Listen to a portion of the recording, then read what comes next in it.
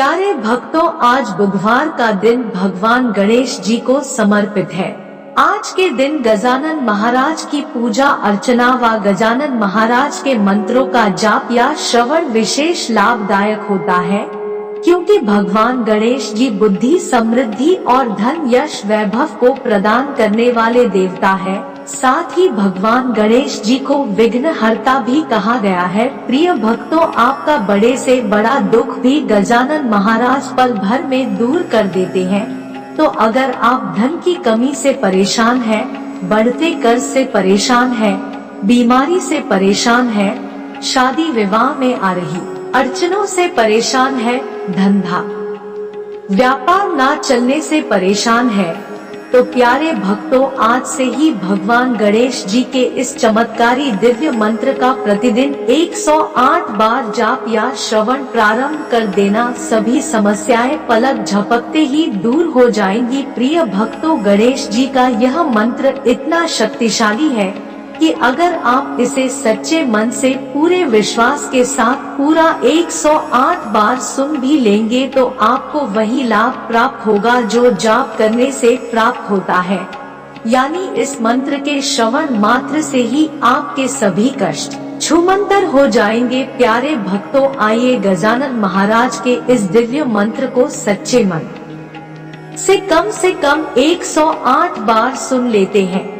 लेकिन उससे पहले सभी भक्तों से एक छोटा सा निवेदन है कि अगर वीडियो पसंद आए तो वीडियो को दिल से एक लाइक अवश्य करें और आगे भी इसी तरह के वीडियो देखने के लिए हमारे चैनल मंत्र ज्ञान को सब्सक्राइब करके कमेंट में ओम गणेशाय नमः लिखना बिल्कुल ना भूले। तो प्रिय भक्तों, मंत्र है एकदन्ताय विद्महे वक्रतुण्डाय धीमहि तन्नो दन्ती प्रचोदयात्। ॐ एकदन्ताय विद्महे वक्रतुण्डाय धीमहि तन्नो दन्ती प्रचोदयात्। ॐ एकदन्ताय विद्महे वक्रतुण्डाय धीमहि तन्नो दन्ती प्रचोदयात्। ॐ एकदन्ताय विद्महे वक्रतुण्डाय धीमहि तन्नो दन्ती प्रचोदयात्। ॐ एकदन्ताय विद्महे वक्रतुण्डाय धीमहि तन्नो दन्ती प्रचोदयात्। ॐ एकदन्ताय विद्महे वक्रतुण्डाय धीमहि तन्नो दन्ती प्रचोदयात्। ॐ एकदन्ताय विद्महे वक्रतुण्डाय धीमहि तन्नो दन्ती प्रचोदयात्। ॐ एकदन्ताय विद्महे वक्रतुण्डाय धीमहि तन्नो दन्ती प्रचोदयात्। ॐ एकदन्ताय विद्महे वक्रतुण्डाय धीमहि तन्नो दन्ती प्रचोदयात्। ॐ एकदन्ताय विद्महे वक्रतुण्डाय धीमहि तन्नो दन्ती प्रचोदयात्। ॐ एकदन्ताय विद्महे वक्रतुण्डाय धीमहि तन्नो दन्ती प्रचोदयात्। ॐ एकदन्ताय विद्महे वक्रतुण्डाय धीमहि तन्नो दन्ती प्रचोदयात्। ॐ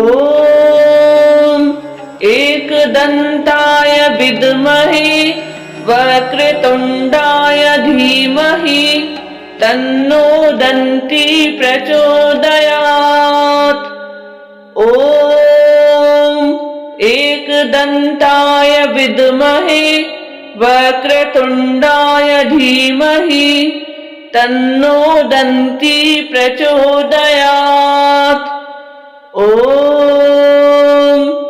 एकदन्ताय विद्महे वक्रतुण्डाय धीमहि तन्नो दन्ती प्रचोदयात्।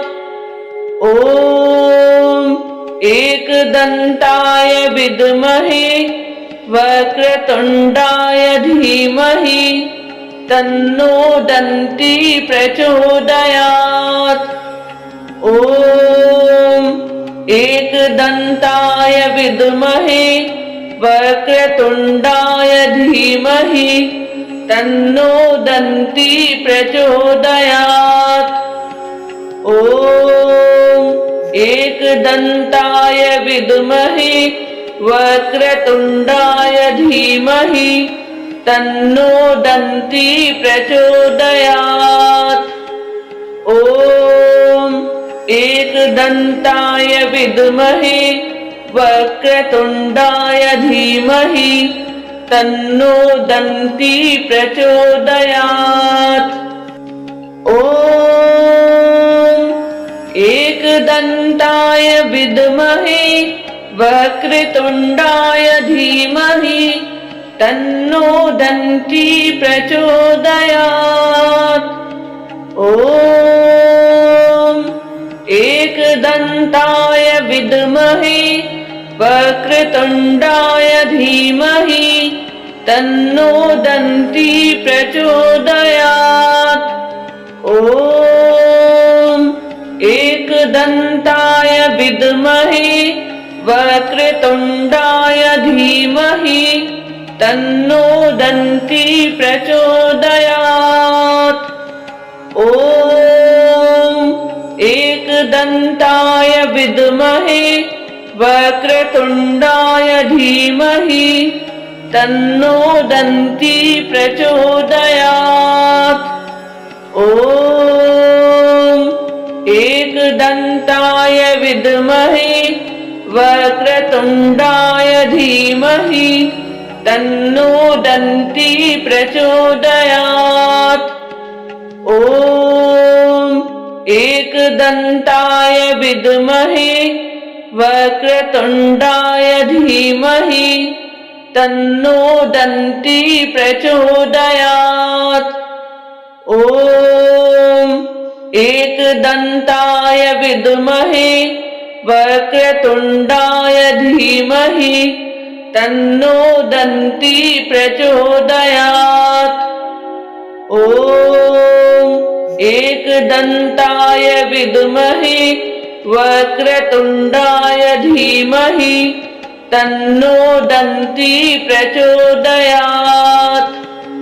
ॐ एकदन्ताय विद्महे वक्रतुण्डाय धीमहि तन्नो दन्ती प्रचोदयात्। ॐ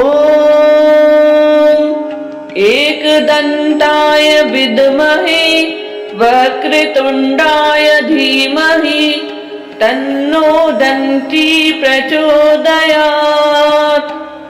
ॐ एकदन्ताय विद्महे वक्रतुण्डाय धीमहि तन्नो दन्ती प्रचोदयात्। ॐ एकदन्ताय विद्महे वक्रतुण्डाय धीमहि तन्नो दन्ती प्रचोदयात्। ॐ एकदन्ताय विद्महे वक्रतुण्डाय धीमहि तन्नो दन्ती प्रचोदयात्। ॐ एकदन्ताय विद्महे वक्रतुण्डाय धीमहि तन्नो दन्ती प्रचोदयात्। ॐ एकदन्ताय विद्महे वक्रतुण्डाय धीमहि तन्नो दन्ती प्रचोदयात्। ॐ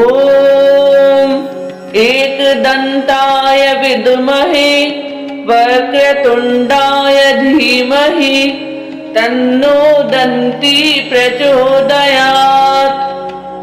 ॐ एकदन्ताय विद्महे वक्रतुण्डाय धीमहि तन्नो दन्ती प्रचोदयात्।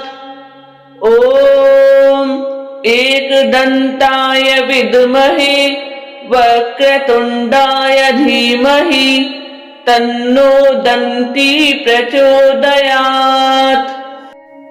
ॐ एकदन्ताय विद्महे वक्रतुण्डाय धीमहि तन्नो दन्ती प्रचोदयात्।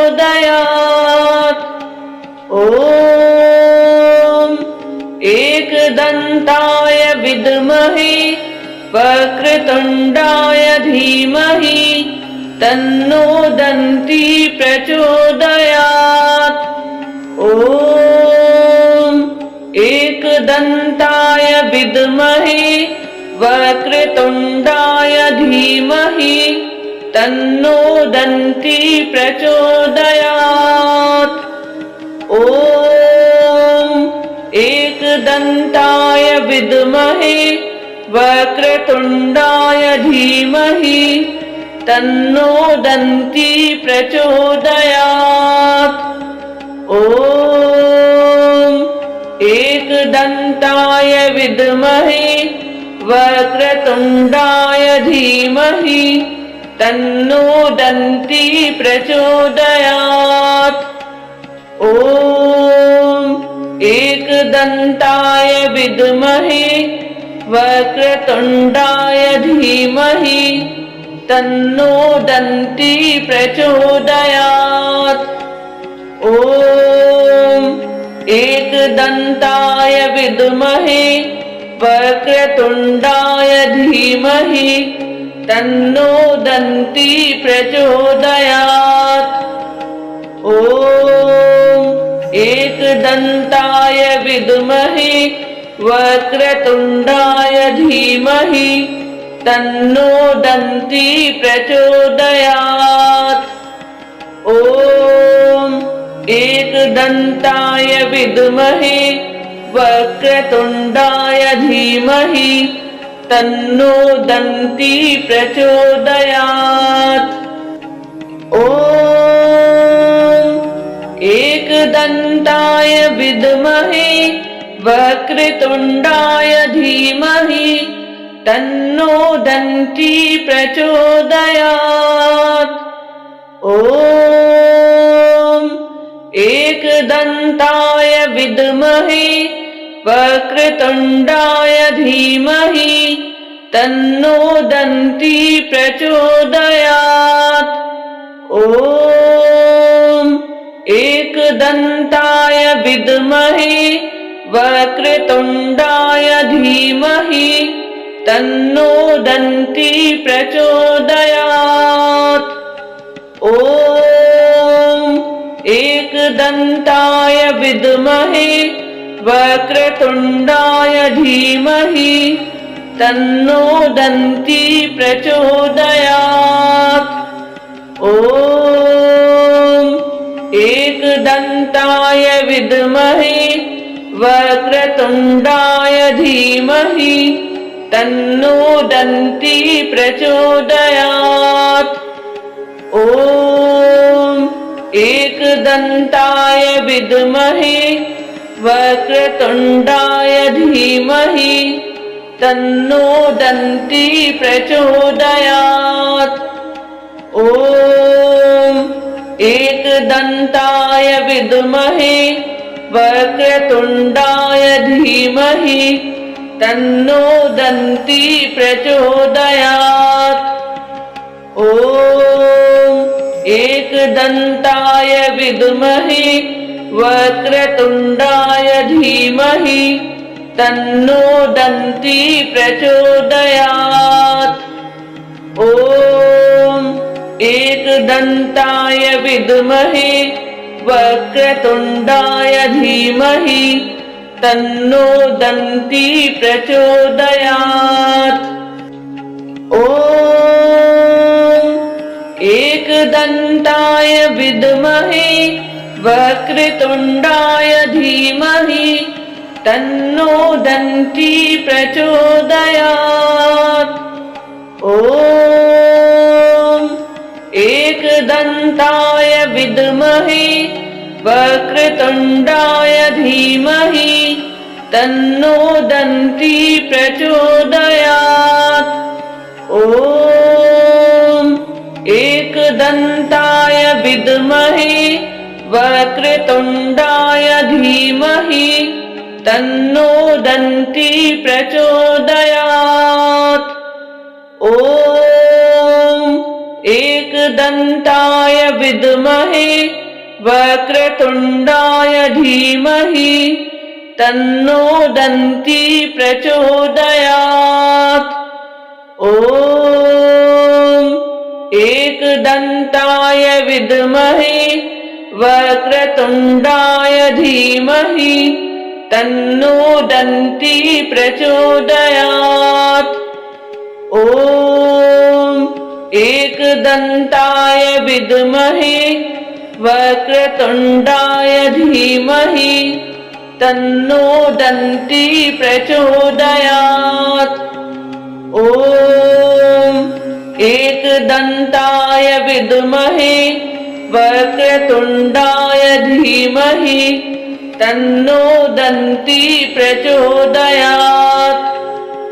ॐ एकदन्ताय विद्महे वक्रतुण्डाय धीमहि तन्नो दन्ती प्रचोदयात्।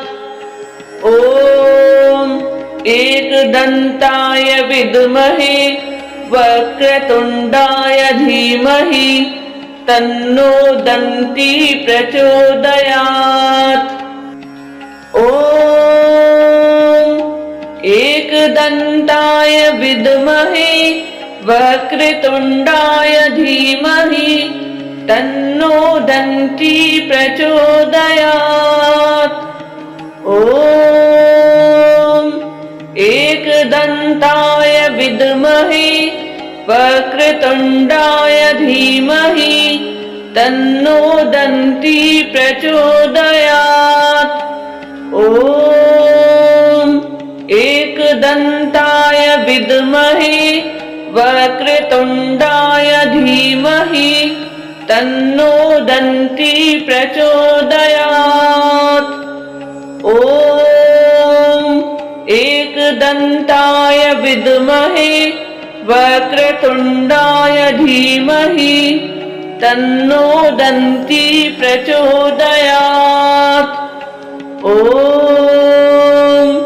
एकदन्ताय विद्महे वक्रतुण्डाय धीमहि तन्नो दन्ती प्रचोदयात्।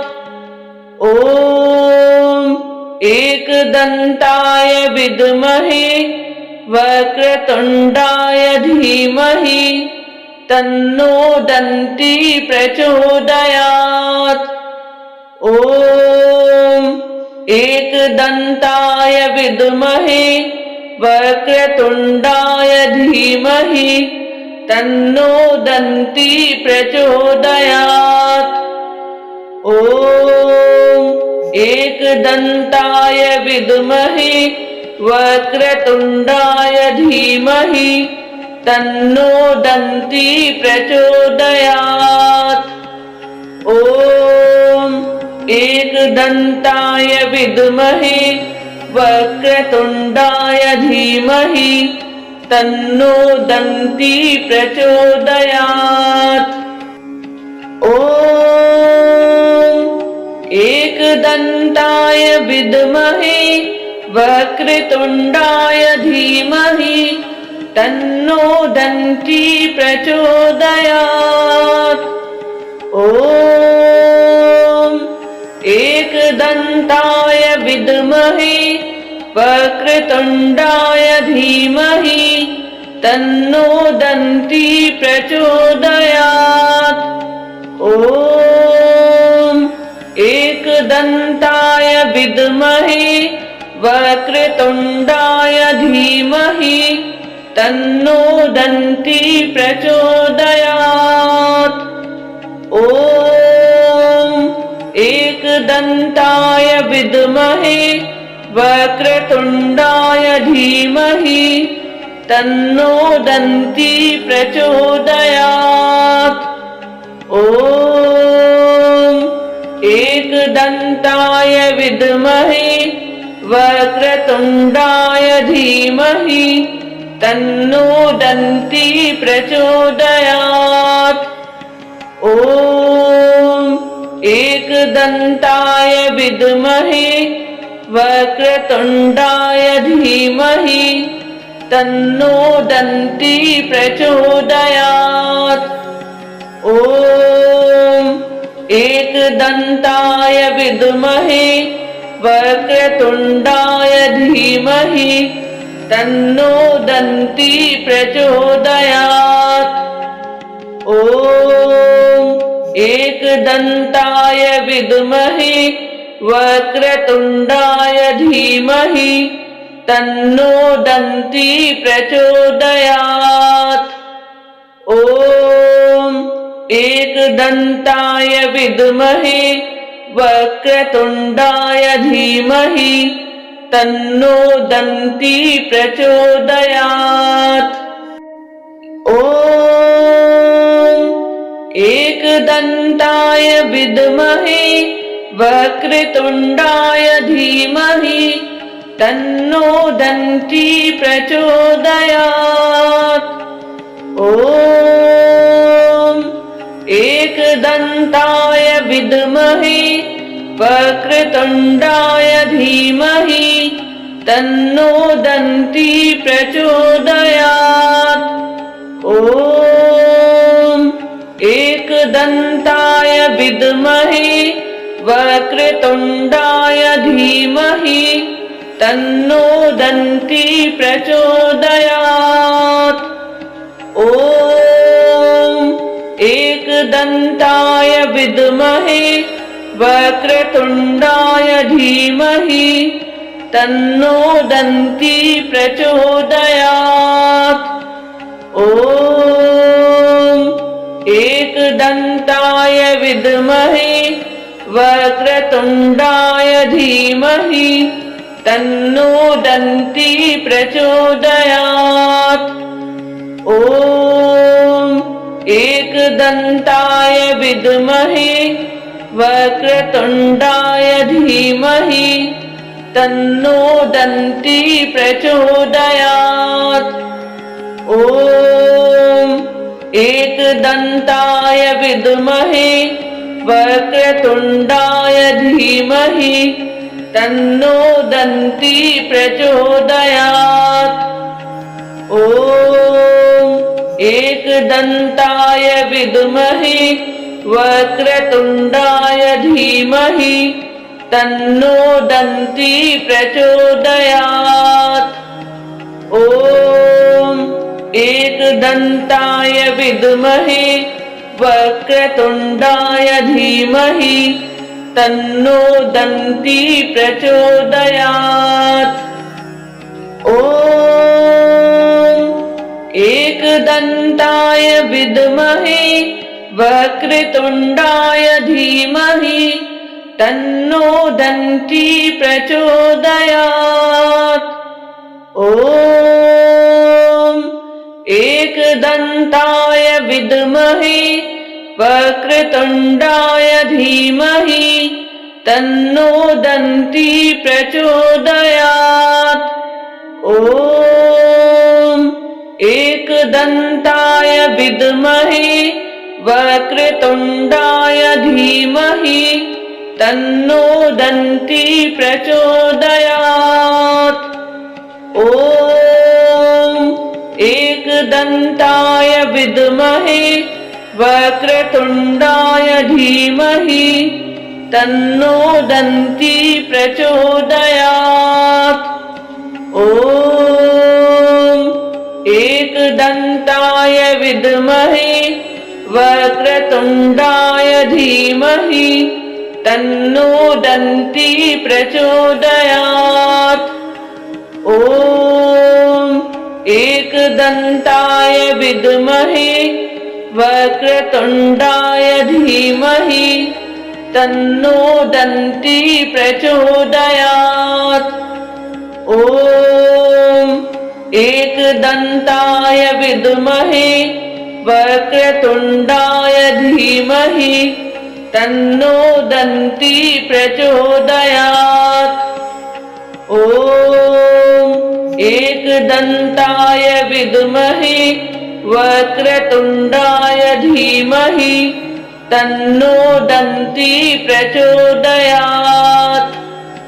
ॐ एकदन्ताय विद्महे वक्रतुण्डाय धीमहि तन्नो दन्ती प्रचोदयात्। ॐ एकदन्ताय विद्महे वक्रतुण्डाय धीमहि तन्नो दन्ती प्रचोदयात्। ॐ एकदन्ताय विद्महे वक्रतुण्डाय धीमहि तन्नो दन्ती प्रचोदयात्। ॐ एकदन्ताय विद्महे वक्रतुण्डाय धीमहि तन्नो दन्ती प्रचोदयात्। ॐ एकदन्ताय विद्महे वक्रतुण्डाय धीमहि तन्नो दन्ती प्रचोदयात्। ॐ एकदन्ताय विद्महे वक्रतुण्डाय धीमहि तन्नो दन्ती प्रचोदयात्। ॐ एकदन्ताय विद्महे वक्रतुण्डाय धीमहि तन्नो दन्ती प्रचोदयात्। ॐ एकदन्ताय विद्महे वक्रतुण्डाय धीमहि तन्नो दन्ती प्रचोदयात्। ॐ एकदन्ताय विद्महे वक्रतुण्डाय धीमहि तन्नो दन्ती प्रचोदयात्।